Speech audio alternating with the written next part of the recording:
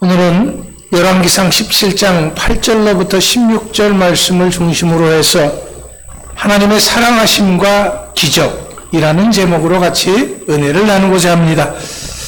우리가 알다시피 하나님께서는 우리들을 사랑하십니다. 하나님의 독생자 예수 그리스도를 나를 구원하기 위해서, 나의 죄를 대속하기 위해서 십자가에 내어줄 정도로 사랑하십니다.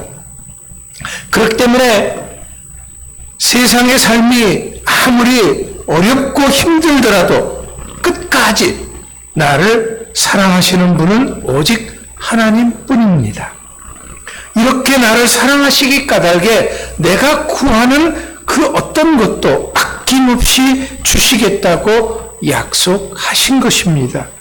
언제 어디서든지 세상 끝날까지 나와 항상 함께하여 주시는 분이 나를 사랑하시는 하나님이십니다.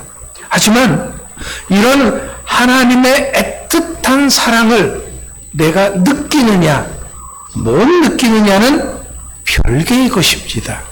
왜냐하면 하나님이 나를 사랑하지 않으셔서가 결코 아닙니다. 내가 하나님의 사랑을 받을 준비가 안 되어져 있는 경우가 많기 때문에 그렇습니다. 이것은 그만큼 내가 엉뚱한 사랑인 세상 사랑에 정신이 팔려 있다고 하는 반증이 되는 것입니다. 자, 그렇다면 어떤 사람이 이런 하나님의 사랑과 기적을 체험할 수 있을까요? 우리가 하나님의 사랑과 기적을 체험하기 위해서 먼저는 오늘 본문의 말씀의 배경을 알아야 합니다. 자, 오늘의 본문 말씀은 이스라엘이 남과 북으로 갈라져 있을 당시의 이야기입니다. 북쪽 이스라엘에 아합 왕이라고 하는 사람이 있었습니다. 그런데 이 아합 왕은 하나님을 기쁘시게 하는 그런 왕이 아니었습니다. 부인은 이세벨이라고 하는데 바알과 아세라를 섬기는 우상 숭배자였습니다. 이런 이세벨이 힘이 막강해서 이스라엘 천지에 우상들을 세우게 만들었습니다. 자, 이런 상황에서 하나님의 종인 엘리야가 너희들이 우상 숭배를 멈추지 않으면 하나님의 진노가 이스라엘 땅에 임할 것이라고 선포했습니다. 하나님의 진노는 비도 오지 아니하고 이슬도 내리지 않을 것이라는 것입니다. 하지만 이런 흉흉한 상황임에도 불구하고 하나님은 그 사랑하는 자들을 결코 잊지 아니하시고 외면치 아니하셔서 기적의 삶을 살게 해 주신다라는 겁니다. 그렇다면 어떤 사람이 이렇게 하나님의 이런 사랑하심과 기적의 삶을 체험할 수 있느냐? 자, 첫 번째는 하나님의 말씀대로 사는 사람에게 하나님의 사랑하심과 기적이 있는 것입니다. 오늘 본문 5절 6절 말씀에 보면은 그가 여호와의 말씀과 같이 하여 곧 가서 요단 앞 그릿 시냇가에 머물매 까마귀들이 아침에도 떡과 고기를 저녁에도 떡과 고기를 가져왔고 그가 시냇물을 마셨으니 라는 말씀이 있습니다. 지금 엘리야 선지자는 여호와의 말씀과 같이 시냇가, 그릿 시냇가에 머물렀습니다. 그때 과연 하나님의 말씀대로 아침, 저녁 까마귀가 떡과 고기를 날라다 주었습니다. 그런데 까마귀들은 아침, 저녁 먹을 하루분의 양식을 한꺼번에 물어오지는 않았습니다. 아침 먹고 나면 저녁에 또다시 먹을 것을 가져다 주는 그런 것이었습니다. 먹고 남을 만큼 주시지 않고 한 끼 식량을 아침, 저녁 공급하시는 것입니다. 하지만 이것이 얼마나 되겠습니까? 까마귀가 물어오는 떡과 고기로 배부를 수 있겠습니까?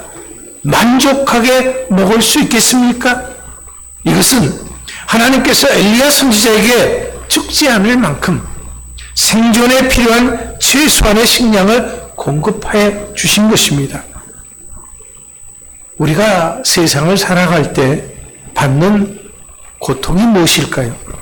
우리에게 필요한 모든 것을 한꺼번에 쌓아두려고 하는 데서 오는 탐욕의 고통이 큽니다.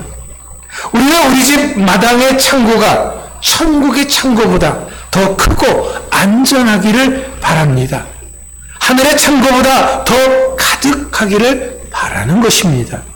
그런데 문제는 하나님께서 우리를 사랑하시고 우리를 돌보시는 방법은 그렇지 않다라는 것이죠.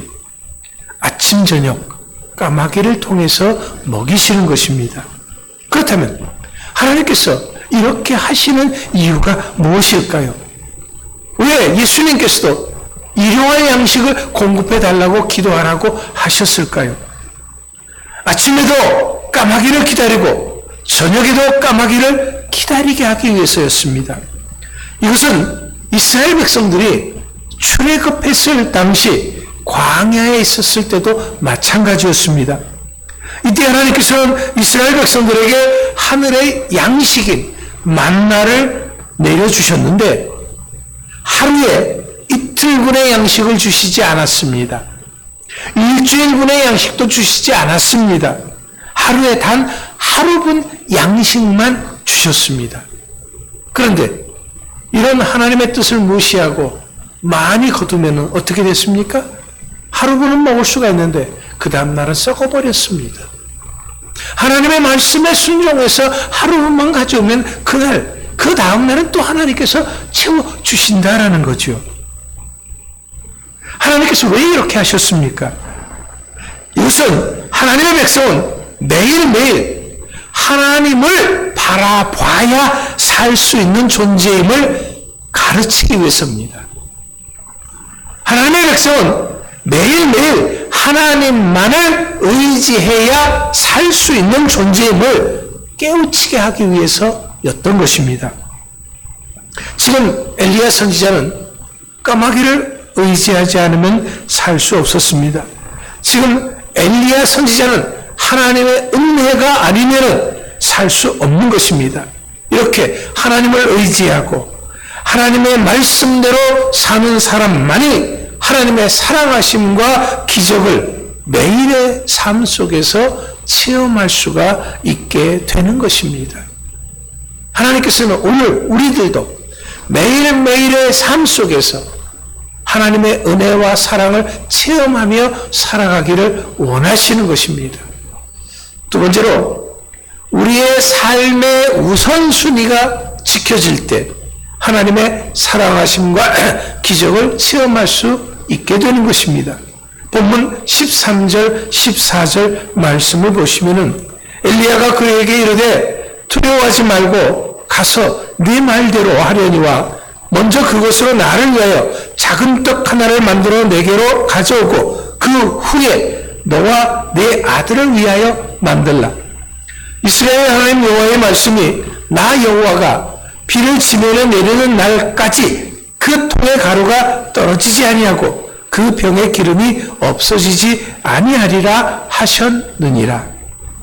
지금 사르밧 과부가 마지막 먹을 양식을 누구에게 먼저 드리라고 하고 있습니까?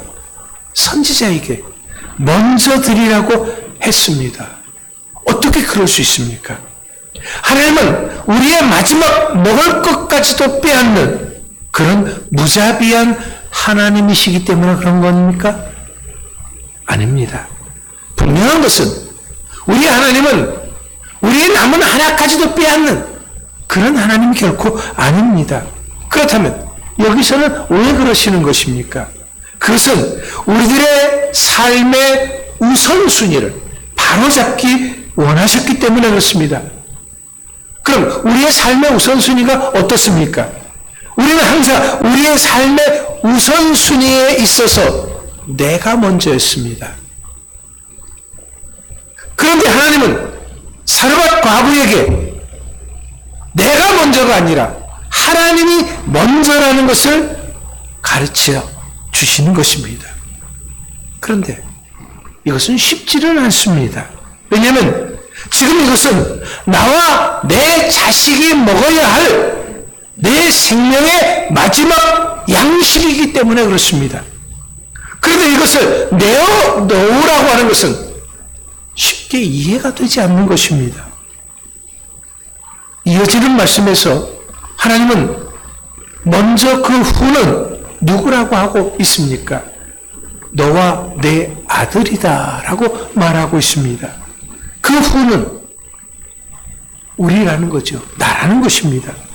하나님께서는 오늘 말씀을 통해서 우리에게 가르쳐 주시고자 하시는 것은 먼저와 그 후의 법칙, 이것은 우리의 삶의 법칙이어야 한다라는 겁니다. 내가 이 세상을 살아나가는 생존의 법칙이 되는 것이 바로 먼저는 하나님이고 그 후는 나라고 하는 것입니다. 이런 먼저와 그 후의 법칙은 나를 죽게 만들고 나를 망하게 만드는 법칙이 아니라 축복의 법칙입니다. 이것이 바로 하나님의 오늘 사는 나에게 주시고자 하시는 믿음의 법칙인 것입니다.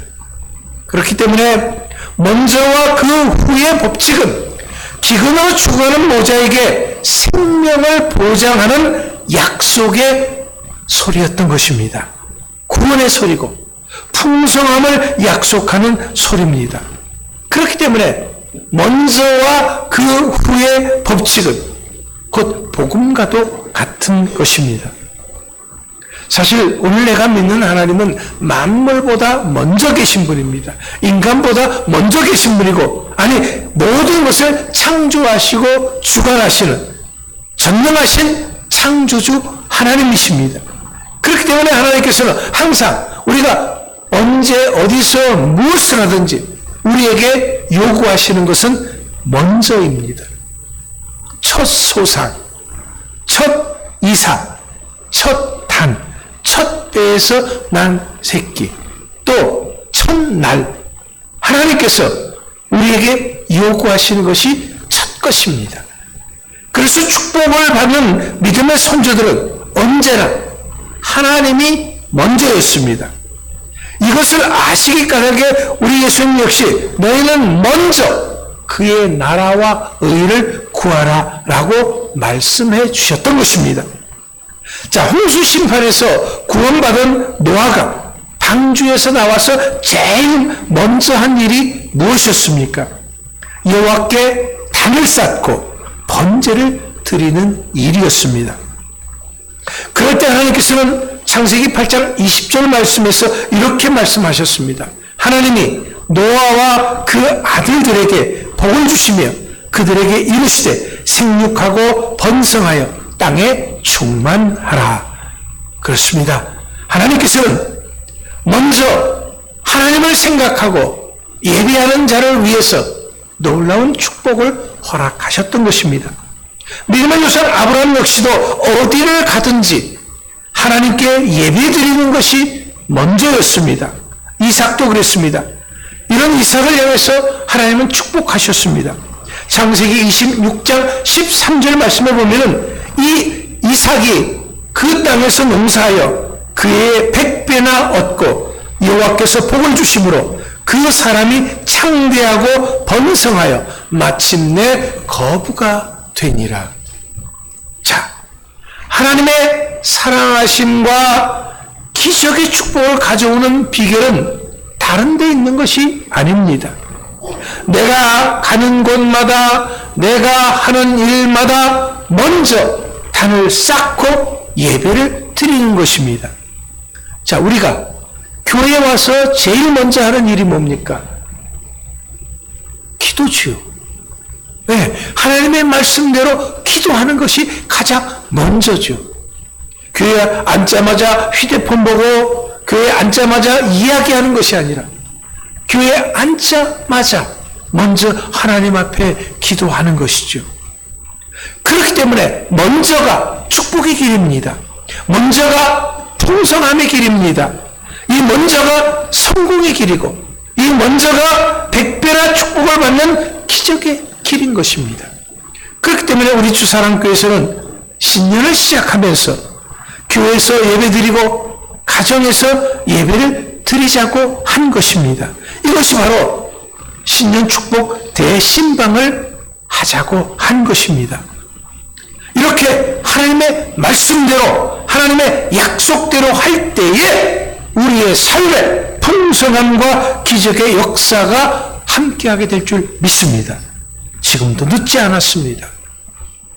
여러분, 우리가 먼저 한 해를 살아가면서 먼저 해야 될 것, 다른 그 어떤 것보다 먼저 해야 될 것은 하나님 앞에 예배 드리는 것입니다.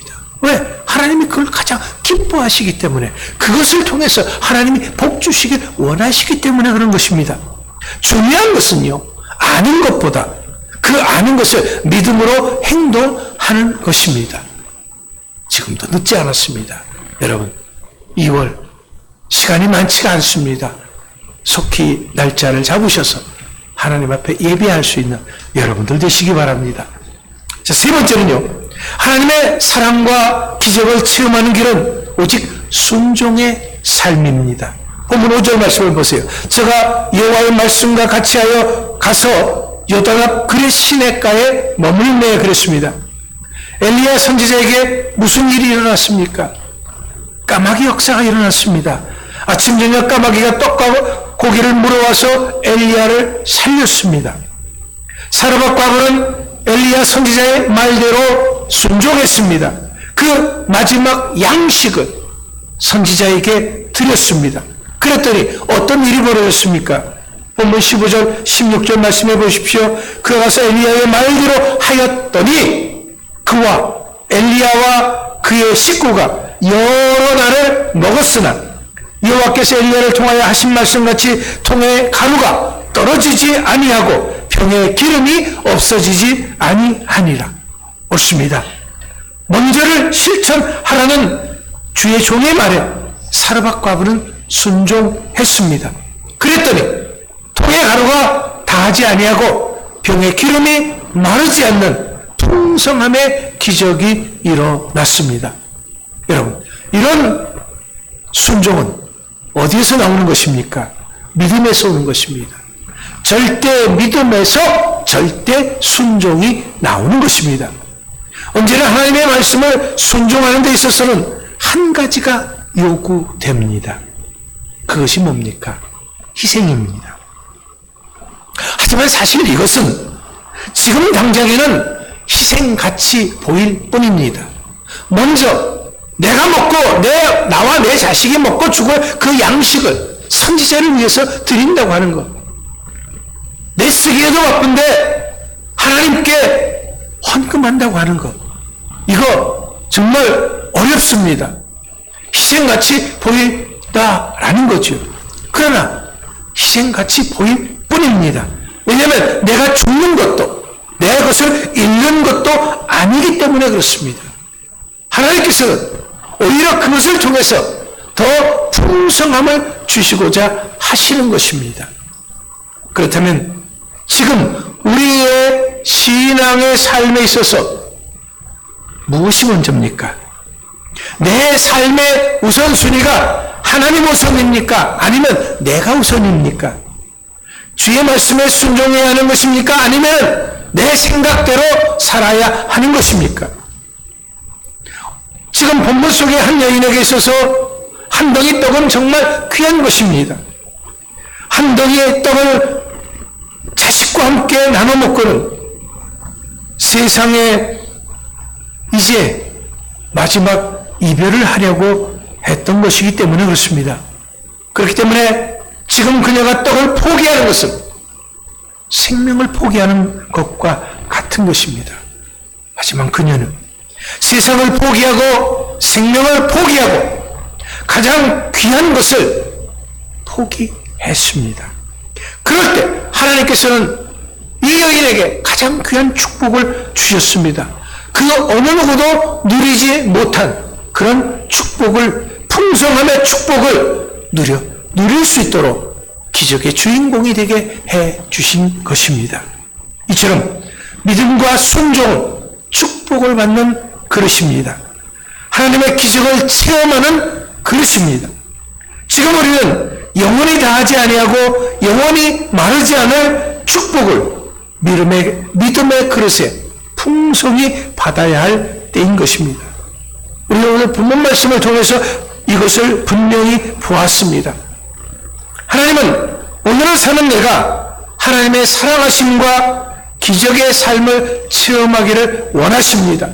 그렇기 때문에 우리는 말씀대로 살아야 합니다. 우선순위를 바로 세워야 합니다. 절대 순종해야 하는 것입니다. 여러분, 이제는 우리가 물러서서는 안 됩니다.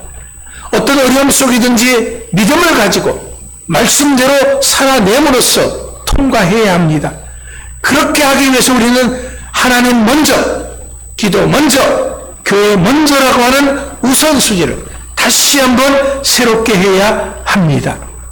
지금 내가 가진 모든 것을 다 잃어버리고 죽더라도 절대 순종할 것을 결단해야 하는 것입니다.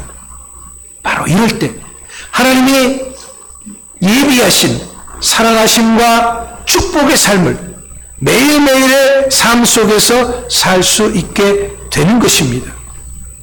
하나님이 나타내시는 기적의 주인공이 되는 것입니다. 하나님의 사랑하심과 축복의 삶이 넘치는 그런 기적의 삶은 오늘 우리 모두의 삶 속에 나타날 수 있게 되기를 간절히 축원합니다. 기도합니다.